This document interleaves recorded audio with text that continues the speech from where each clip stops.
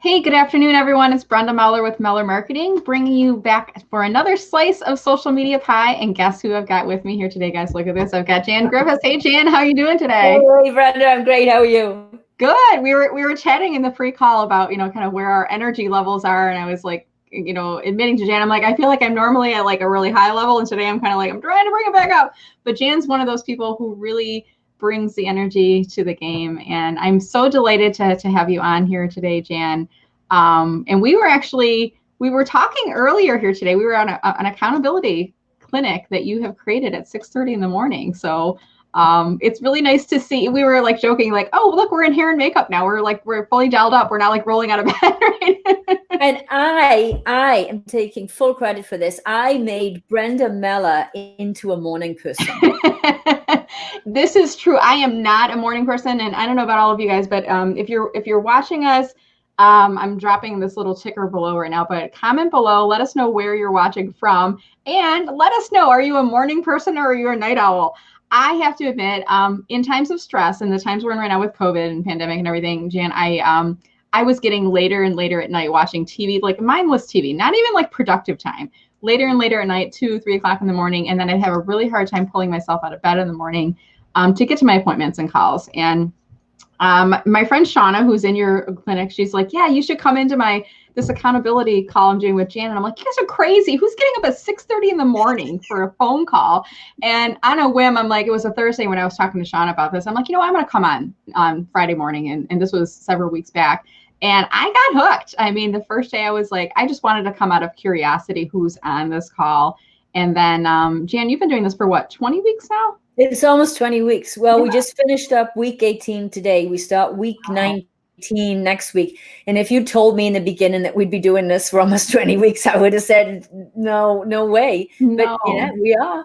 Yeah, but you have converted me to be a morning person. I'm actually gaining hours back, and I'm resetting that clock, that stress clock that was getting pushed later and later and later for me is now adjusting. Like now it's like 10, 11 o'clock. I'm really tired and I crash out. So thank you for that. You're welcome. And you know what, Brenda, I know that you already know this, but for the people who are watching, it really is all about how you start your day.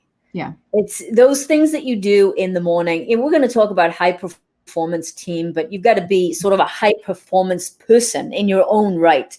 And if you want to have a really great day, it's about the little things, the routines and the habits that you set up that will set you up for success. That's what it's all about. And we created a group. Well, this is what we do. We talk about what works and what doesn't. Yeah, no, and it's such a great group. So Jan, you kind of teed up our conversation. Before we jump into that conversation, what I'd like to do is if you could take a few minutes, describe for people if they don't know you, who is Jan Griffiths and what's Gravitas Detroit? What are you all about?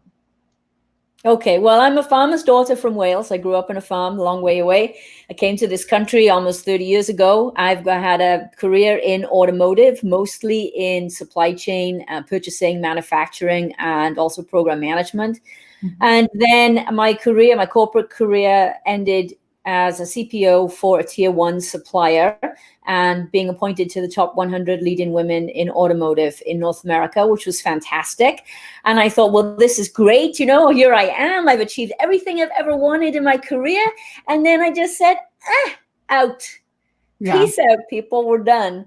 And I started Gravitas Detroit because my passion is leadership. I've been creating high performance teams at a global level for 30 years. And when I sat back and realized that's actually what I'd been doing, and I loved that part of my job, I created a company that does exactly that. Gravitas Detroit. Gravitas to me is the hallmark of authentic leadership. And it's really all about being yourself and leading from the heart. And that's authentic leadership. So I formed Gravitas Detroit about 18 months ago. And this is what we do. We love to help people work better together and get into that high performance zone. Awesome. And I'm pulling your website up on screen. I'm trying to make sure it loads. Here you are up on stage. I'm sure the audience is just like hanging on your every word right now. But now you probably have shifted, Jan, I would imagine, from pre-COVID, you were up on stage leading large groups and being a keynote and a workshop presenter. And now you're probably behind the virtual screen, so to speak, the virtual presenter. So how has your business shifted from pre-COVID to kind of where we are now? Good question. At first, I hated it because you know me well enough to know that I love engaging with people and I feed off the energy of the audience. Mm-hmm. So if I may go up with a script, I've got sort of a flow of what the presentation and the message that I want to send, but I may change that. I may pivot midstream if I sense that it's not working, it's not resonating with the audience. And you don't have that when you're Right. virtual. So I had to really think about how do I do that? And my fear was that my energy wouldn't come through the camera. Yeah. Because it's one thing when you're commanding a stage and you've got music and everything going and you're interacting with the audience, but then you don't have that. So how do you get that energy to come through that camera? Mm-hmm. So I've learned that the setup that I'm in, the room that I'm in is really important, so that I have to feel like I'm in the space. Yeah. But then I've learned that since I don't have that feedback, I can't see people, particularly if it's a large group online. If it's a small group of people with a Zoom call or something, yeah, you can get some of that, but you can't. So I found a couple of tools, and we've talked about them before. Mentimeter is a wonderful tool that I now use for my presentation. So I ask people to have menti.com running, and I can ask the audience questions and I can see their feedback build online, which I then use to maybe pivot or change the conversation, whether it's a keynote or whether it's a workshop. And that I have found to be tremendous. It really helps with the engagement. And people love to look at things on their phone, right? Everybody loves to be on their phone. So it gives them an excuse. They can enter into menti.com and jump on their phone, and I can build a word cloud, a bar chart. I just absolutely love it. So that has been really a lifesaver for me. And I did my first, I would say, large webinar with Saraf, which is a turnaround company in automotive, earlier this week in Mexico, automotive business. And that was I think we had 300 people signed up for that session. And that was the first time that I had done been a panelist on a large webinar. And we didn't use Menti for that because it wasn't, the appropriate thing. But apparently my energy did come through the screen, and it did actually resonate with the audience. So I'm getting it, Brenda. I'm not going to pretend that I've got it all figured out. I don't. We're all learning every single day. But now I'm actually excited about virtual, which I definitely wasn't in that place a while ago. So I just did this on screen. I did like a really quick, just to show you guys Menti, because I think it's a cool tool. So I just created a quick, how is your Friday going? Poll. So if you're watching right now, you can go to menti.com, and you can do this from your phone, Jan, right? Or you can do this from the desktop, and then enter this code 798447. Then I just said, how is your Friday going? And I'm using this as a Wordle. And if you guys enter this, I'm going to leave this up, and we'll periodically maybe come back, and then we'll see at the end the word cloud that's being created here.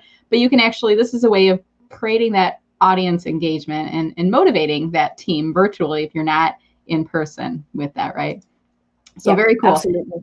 So we're going to continue the conversation. Now I'll leave this up. I'll leave the code up on screen, but I'm going to pull the screen viewer back here. And we're going to shift gears now and go into this conversation here today. And we're going to be talking about creating a high performance team in a virtual world. So I'm going to put this as a ticker running underneath here. So Jan, first of all, what is your, you talked a little bit about in your background, your affiliation with the topic. When did you become passionate about this? Was this just COVID, or was this kind of pre-COVID? You have this as a passion project, or tell us a little bit about the history of your affiliation with the topic. I've always been passionate about leadership and about making people feel good about what they do and creating a team that would just charge at any goal and any objective and just blow it right out of the water, right? And for me to lead a team of people and help them do that, I've always done that. It's just, standing back and realizing that, wow, I actually was creating a high performance team. I didn't realize it early on in my career. And many years ago, I was a program manager. And as a program manager in automotive, you have the responsibility to launch the program, but nobody works for you. Right. So it really is dependent on your ability to form a vision and get people behind that vision and remove roadblocks for them so that they can be successful. And I loved it. And so here I am now, after 30 years in this industry, able to give back and do what I love to do, which is to create high performance work teams. Yeah, that's awesome. And this is something you were doing before it was cool. It sounds like before you really were forced into working virtually with people because of the nature of your job, you were working with people from all over the world and maybe people who weren't in your same office, right, as you. Exactly. Yeah. Exactly. So in your, I mean, how do you define what is a high performance team in your own words? What kind of makes up those characteristics?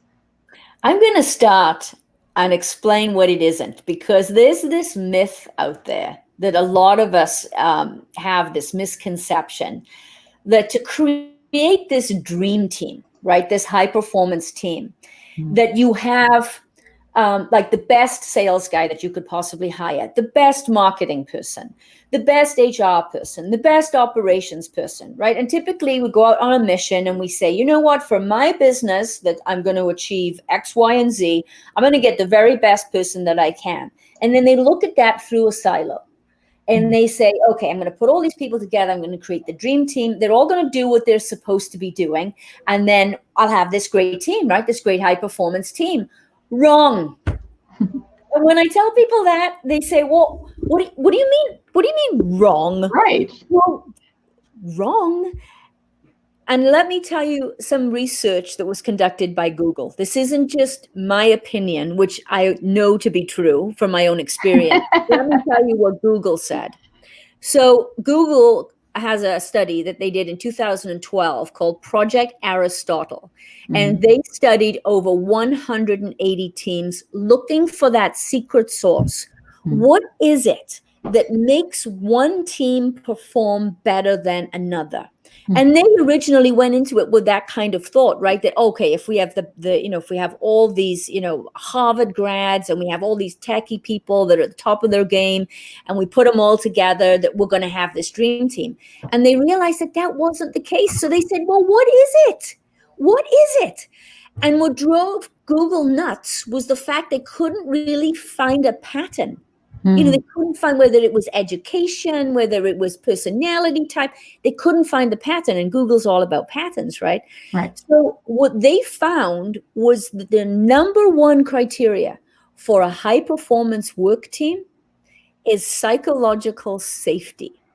Ah. And when you say that, it blows people's minds, right? Yeah. But let me explain what that is, because you will know this. Everybody listening to this will know this to be true. If you're in a high performance work team, you feel safe.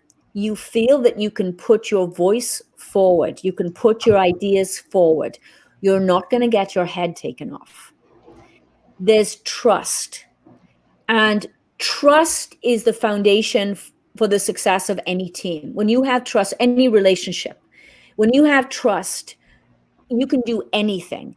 And if you think about this, think about a person that you know that you trust. Think about that for a moment, right? Think about how you communicate with that person. It's effortless. You don't have to worry about the words that you use. Maybe it's a quick phone call. It's not a structured email that you perhaps have to spend 15 minutes thinking about, right? And then, somebody that you don't trust, it's a whole different situation. Maybe you don't even want to talk to them. Right. You text them or send them a cryptic email. Right. Or you avoid the conversation. Yeah. There's a bottom line business impact to that. Yeah. And Stephen Covey wrote a book called The Speed of Trust. And although when you start talking about this, people think, oh, well, that's a soft thing. It's a soft subject. There's no real hard number to this. There is. There are metrics and there is science to support it, that when you don't have trust, it can have and will have an impact to the bottom line. So to create psychological safety, you have to have trust. Then people feel that they can do anything, right? Because they're able to manage conflict in a healthy way. Conflict is good when it's handled in a healthy way. When you feel that you can give feedback and you can talk about an issue and have a different opinion. And I'm sure we've all been in that situation where we feel this sort of need to be liked and this fear that we're going to look stupid, right? We've all felt it. We're all human beings. I've felt it many, many times. So what happens? You shut up. You don't contribute. You're not going to get creativity and innovation if people are afraid to speak their mind. They have to feel safe. Yeah. So, I mean, it's kind of respect too, is what I hear you saying too. Like, even though you may be my boss and I'm your employee, I can speak up because I feel like you're going to respect my opinion, even though you might not go with it. You're going to you'll be open to hearing it, right? Exactly. Mm. And you feel that your other team members have your back. Mm. That's another part of a high performance work team. You really feel safe and you feel that you will contribute your skill. And I'll give you an example where this plays out. So often in an organization, particularly in larger organizations, people work in their silos. So Yeah. you might have the purchasing guy, the sales guy, the operations guy, the HR person. And what happens is we work in these silos and we work to optimize the performance of the silo. But what Google is saying is it's not about that. It's about how people work together. So a high performance team gets to that multiplier effect of how people work together. It is not a sum of the individual contributors or the individual silos. Mm-hmm. It's about this multiplier effect. And a great leader knows how to make all of that happen. Mm-hmm. Then a leader of a high performance team will have a vision for that team and know how to connect that team to that vision. And when I talk about a vision, I'm not talking about we want to make 5 million widgets and be the world's best supplier of XYZ. That's on certainly every manufacturing company's wall has got something like that, right? A beautiful People can't relate to that. They can't relate to that. Mm-hmm. Look at the vision statements for Starbucks, right? They want to nurture the human spirit one cup at a time. Wow, that's powerful. I want to be part of that. So having a vision is really, really critical to having a high performance team and a leader that can articulate all of that. Then there has to be structure. People have to know how decisions are made and how they support each other, but also to jump in to help the other one when maybe there's slack in the sales group right now and they've got a little bit more bandwidth. Maybe the purchasing guys are dying over here because they got massive supplier issues, right? In a high performance work team, the sales guy would say, you know what? I got a couple guys, let me help you with that. In corporate America today, I mean, sometimes the thought of that happening would be ludicrous. They wouldn't even think about it. But you would want to do that. Yeah, good point. So, and you feel, I mean, I'm hearing people commenting on here, you feel safe. You feel okay, like it's okay to cross the party line and cross the department line to say, hey, how can I help? Or let me use my connections, let me use my resources to help you, because you've created that that element of both trust, but also that camaraderie and the joint effort in seeing the organization succeed. It's not where I'm competing against you and I'm looking out for my back only and not looking out for you or for the organization, right? You're exactly right. It's transcending this. It's all about me and feeling that, you need to protect your own turf and feeling part of this larger entity and feeling excited and feeling energetic about the mission and how you connect to it. That's what a high performance team is all about. And they can create tremendous results. And you know what, Brenda, one thing that I realized as we were working through the accountability group, we actually created a high performance team. Now, we don't have like a corporate vision, right? But if you think about it, our mission was to keep moving one day at a time. Right. And then it sort of evolved and it was, okay, what can we do to help each other in different ways of improving accountability, personal accountability? And we always come up with different ways of doing that. We've gone from cold showers to making sure you take on big things first thing in the morning. So many things that we've come up with. But we've created an environment that is transparent. Right. You know that because if you roll on front of a camera at 6:30 in the morning, right? Literally, you guys, 6:30. I'm on here like rubbing my eyes, and I'm like, okay, maybe I'm a morning person, but I'm not, Jen, because I get on and I'm like, don't talk to me for 10 minutes, like until you call on me, then I'll like say hi and good morning. But it is kind of interesting, and I even feel like maybe we don't have a mission or a vision, but every now and again I'll do this. So we talk about one personal goal, one work goal, and like our mindset for the day. And that's it. And we're done by 7:30. And sometimes I'm like, I'll get very philosophical. I'm like, is the goal something that we should be aspiring to? Is it an annoying task? Is it something we're trying to achieve? I get into this like, what is the work goal? Is it just like create my to-do list? Is that okay? Or does it have to be get a proposal out or finish a contract? Or and then we'll have a little bit of a discussion about what is, I mean, it is a little bit of a vision discussion. What is the purpose of the group? Well, what is this group designed to do? And it's, I mean, ultimately what I get is like to make progress and it's to keep focus. And we talked about it this morning. It's like that sense of community that we've created with one another that some of us don't have because we're not in the workplace anymore. You and I aren't corporate employees anymore. We don't have team meetings anymore, but this is like my team meeting. I don't know if that's how you kind of feel about that too.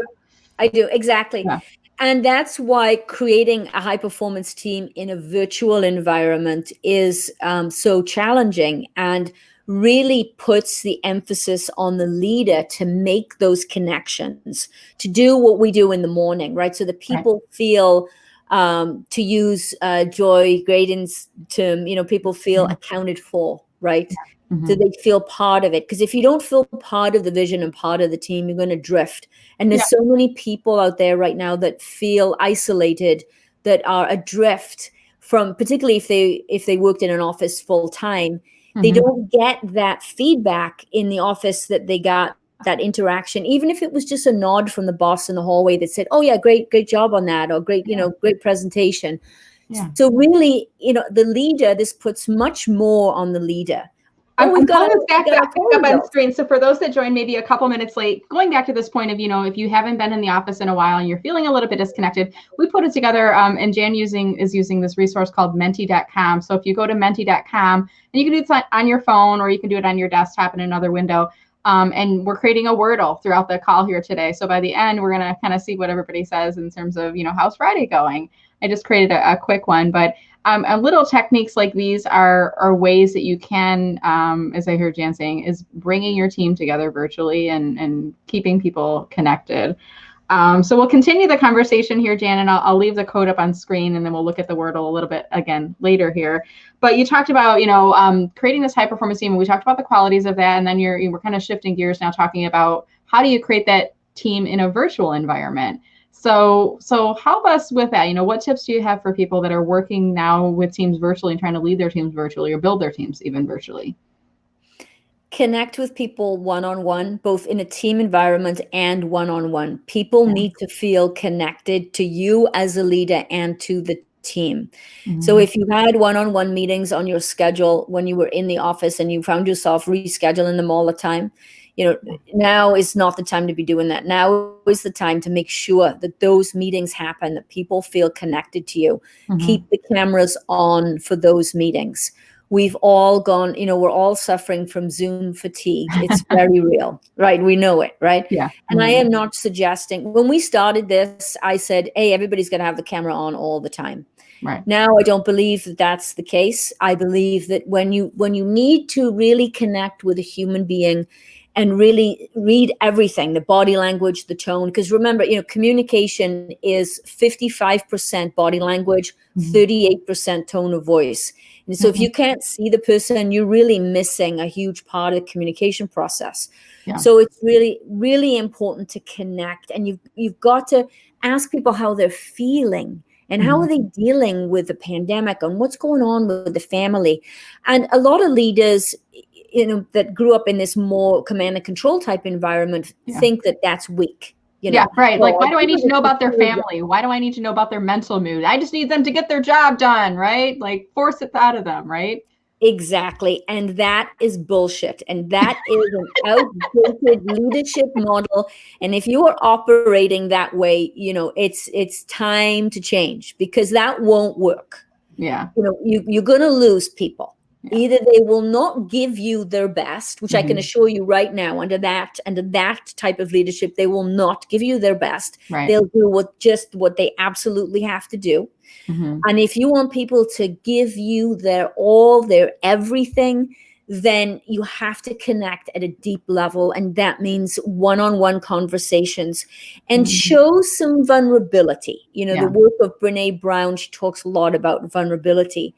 And I'm not saying that vulnerability is, you share everything and you go, oh my God, I'm scared to death too. I don't know what to Right. do. Yeah. You Right. know, you might be feeling that way. That's Right. that's not vulnerability. Vulnerability as a leader is, I understand that there's a lot of concerns out there right now. I'm concerned too with my family. But this, you know what? We're going to get through this together. As a team, we're going to get through this together. I don't know have all the answers. I don't know how exactly, but we're going to take one day at a time. We're going to get through it together. And Mm-hmm. when people feel that bone deep commitment of the leader, and they show that vulnerability that they don't have all the answers, Right. people feel, again, they feel safer. Yeah. Okay, we know this person's going to lead us out. We know they don't know have all the answers, but as soon as they have some information, they're going to share it with us, and together we're going to get through this. That's what great, authentic leaders do. So I have two questions for you for people that are watching. I'm going to give you the questions from both perspectives. Let's say I'm a leader and I don't do one-on-one calls with my team, but you've piqued my curiosity. But I'm one of those leaders that I've always kind of felt it's a little bit hokey and weird to ask them about their personal life. So give me the answer from that perspective. If I'm a leader and I want to create some of these one-on-one conversations and start to build dialogue and trust, how do I do that? And then the flip side, let's say I'm an employee whose leader doesn't do this and I am feeling disconnected because my leader is not doing this. Can I request this type of a one-to-one phone call with my leader? And if so, what's the approach to do so? So I'm going to give you the question from both perspectives, because I'm guessing we probably have both people from both sides that are listening in right now. Yes. So if you're the leader that's uncomfortable having that conversation, you have to get comfortable with dropping the corporate mask. Mm-hmm. There's a corporate mask or image that you're trying to live up to, which is fine. It's okay. But recognize that this is a time to be a human being first. And authentic leaders are truly that. They are truly authentic. They are people first and human beings first. And that's what the podcast is all about. The Finding Gravitas podcast is about showcasing authentic leaders who know how to do this. Mm-hmm. And they talk about how they lead in this authentic way. I had a guy, in the first podcast, actually, Don Akery. We end the podcast, and he runs a business that's a Berkshire Hathaway business. So it's run by Warren Buffett. Yep. And we end the podcast with, it's okay to be nice. Yeah. So it's understanding that you need to be who you are and connect at a human level. And my advice would be, try it. Mm-hmm. Just try it. Yeah. Just schedule a one-on-one with an employee and just schedule a, one-on-one, how are you doing conversation, and let them set the agenda. Mm-hmm. And tell them that you're open to any discussion at all. You really want to understand how they're doing and let them set the agenda. Don't feel like you have to set the agenda. Let them do it. So that would be my advice for the leader. Mm-hmm. For the employee who would like to connect more with their boss, at this level, mm-hmm. I would say ask them for a one-on-one time. Just flip the script the other way around and say, I really like to have a one-on-one with you where we could talk about these things. Because it's this idea that the F word, the how you're feeling is weak, and it's not. And this is a great time to have these conversations. It's a great time to step back from the team and say, okay, let's have a conversation about where we're going as a team. Where's the business going? Has our vision changed? Have our products changed? Have our service offerings changed? The world has changed. This is a great time right now to have these kinds of discussions. Mm-hmm. Yeah, this is almost a time of kind of reinvesting in ourselves, right, Jan? I mean, we're learning, we have time maybe to learn more now, whether it's listening to podcasts or reading new books or taking training, but it's also, we're realigning ourselves and the organization. How do we function in a COVID type of society until we're back to whatever that normal is, and whether it's the new normal, the new abnormal, or whatever you want to call it, things are going to change. But I really like the point there of having that honest conversation. So hopefully that's helping those of you who are watching, right now, whether it's you are a leader and you tuned in because you saw this topic that we were introducing today, and we're talking about creating a high performance team in a virtual world, and you want to do that, for your organization, for your team. Or maybe you yourself, you identify as a high performer and you're struggling because the organization you're in isn't allowing you to do so. It's not allowing you to reach your full capacity or potential, if you will, and you wanted to learn from Jan. So maybe you might share this video along later on your timeline. Maybe your boss or people from your company might see it, or maybe you share it along, share the link with them. And maybe they'll get some ideas, and they're coming from Jan, an expert in the field, right? So we're here to help you guys. So let's change gears. And I was talking a little bit about new normal, Jan. I mean, we don't know where the future is right now. We don't even know when this part of current times will be done, and we'll be moving back and ahead towards being back in the workplace and being at conferences and events and all those things again. But where do you see the new normal going for us right now? Well, I think it's important that we all take a look back in history first and look at, after every crisis, there is massive transformation.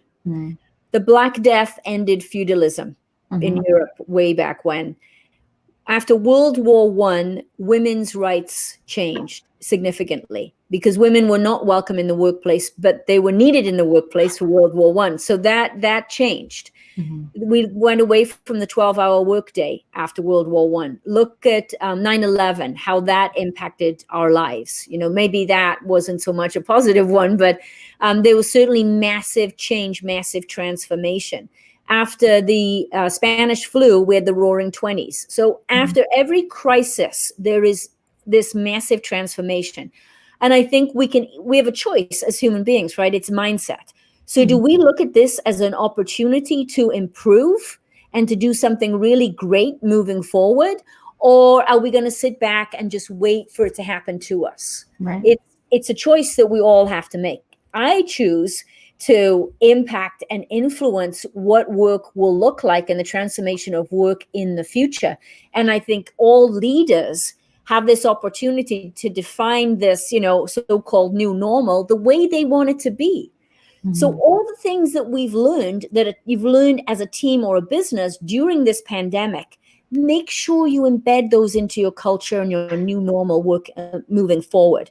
People have told me they're more empowered during a time of crisis, that they've learned to do things in 5 steps instead of 15.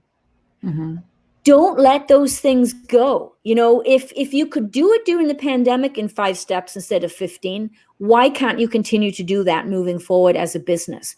Great opportunity to change the culture. What about working in the office and flexibility? Is it going to be a hybrid model? I don't think there's any one perfect answer. I think it's different for every company and, maybe for every team and business. What works for you? No more cookie cutter approach. Consider human beings and what human beings need. This is the time to create a new workforce and to create high performance teams that can take us into the future. The time is now to do that. And to me, it's tremendously exciting. It's not oh no, what's it going to be? It's oh, hell yes, what's it going to be? Let's do this. That's how I feel about it. Yeah. Jan, you're just one of those people. You just make me smile. I love your energy, your enthusiasm. We've already had a couple of comments from people watching, and it's I haven't ever seen you live on stage. I've watched some of your videos with you being on stage, but you're just the kind of person, you inspire, you motivate, you lift people up from where they are. And I see you doing it even in a more quiet way in the accountability group. I mean, it's funny, you guys, we get on this call at 6:30, literally 6:30 in the morning, and Jan's like, it's week 18. And we're all like, oh my gosh, this lady's crazy. But I have to admit, you make us smile. And, we each talk about what's happening in our lives and our goals and things like that. And, it's a little bit of a therapy session. We're listening to each other. We're building each other up. We're private chatting. And we've all had those days, Jan, where we're like, we're riding the roller coaster, right? We're up, we're down, we're up, we're down. And then sometimes, in the same household, we've got 4 of us, my husband, myself, and the kids, and, we're all kind of on different wavelengths. So we bring each other up and down, but within the group, we do that for each other. And, I think that's, I'm going to ask the audience, what have you learned through the pandemic and through working from home and building up your own virtual teams? I mean, that's one thing I've learned is we need our support system. We need other human beings to interact with. I can't just live in a log cabin in the middle of the woods and not have interaction with other people. I think that is so, so essential. So we're going to change gears here, guys, and I want to invite you to participate in the conversation now. Comment below if you have a question for Jan, any of the topics we've covered so far. I'm going to also pull back our Menti up on the screen here. If you haven't participated in this poll yet, would love for you guys to add your comments into the stream there. And I'm going to try to toggle back and forth in the background here. I'm going to pull it back up on screen so you can see what's happening so far. So we just kind of asking, how's your Friday going? How is your Friday going? And if you go to menti.com and enter code 798447, you can see live. It'll actually, if you put a word in there, it'll go up on screen. I think I have like the profanity filter. I hope I have it, Jan. I think it's built in there, isn't it? Because Yes. maybe there'll be an F word at some point, and then LinkedIn Live will kick me off. I hope not. But there is about a 30-second delay from the time that you guys respond to the comments and then your comments appear up on screen.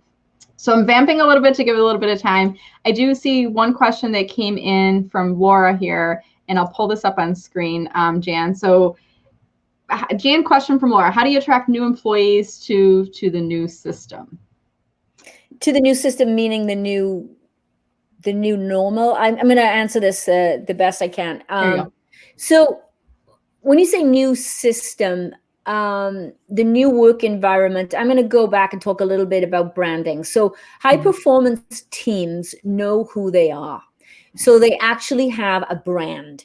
And this is something that I do with clients. I work with them on understanding what their brand is. And let me give you an example of that. So, as a team, if you sit down as a group of people and you say, okay, what's your brand? What do you want to be known for? So if the CEO, the most senior executive in your company is describing your team to somebody else in the hallway, what words are they using? What do you want to be known for? That's your brand as a team. Getting that brand right and then getting the voice of that brand out in social media, and it could be the brand of the company. As a team, you might be supplementing the brand of the company. Then when you do that, you're able to attract like-minded people. Mm. And I think that this is going to be particularly important as we move forward, because Gen Z, forget about millennials. Millennials are in the workforce. They're done, right? They're old. Millennials are old, right? They're yesterday's news. Sorry, guys. Yeah, they're old. You had your day in the sun. Yeah, forget millennials. They're old. No, I love millennials. Of course I do. But there's a Gen Z, right? Gen Z coming into the workforce. You're not going to attract Gen Z into the workforce unless you have a brand, unless you have a vision, a mission, and a purpose that people can relate to. And we talked about this a lot in the last couple of years, but it's really, really important now. So I hope that answered your question. If it did not, please feel free to reach out to me directly on LinkedIn. I'll be glad to have a conversation. I think I saw a yes coming in from Laura. Okay. So I think you're deducing what she was looking for was absolutely spot on there. So we're going to start to kind of wrap up. And if you do have additional questions, feel free. You can jot those in. We'll give it another minute or a couple minutes or so before we wrap here in the conversation here today. But Jan, I heard you talking about working with clients. So can you, for folks that are watching here today, and I'm doing a little bit of a shameless plug for you at this point, Jan, but if somebody wants to work with you, do you work with individuals? Do you work only with teams and corporations? Is it workshop? Is it in person? What are the things that you offer? What are you selling and who are you selling it to, I guess? Okay.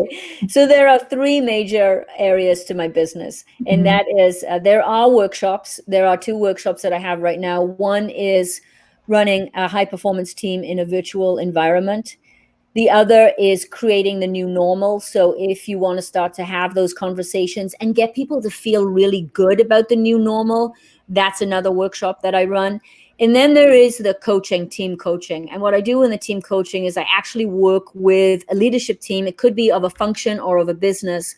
And I work with that team and really embed myself into how they operate, how their team meetings operate. And I work with them on the unwritten rules so that they get high performance, because that's how you get to a high performance team. It's about how people interact with each other, and there's no off the shelf book for that. You have to see how people work together and break through those barriers. So that's what I do. Also, there are virtual keynotes, of course.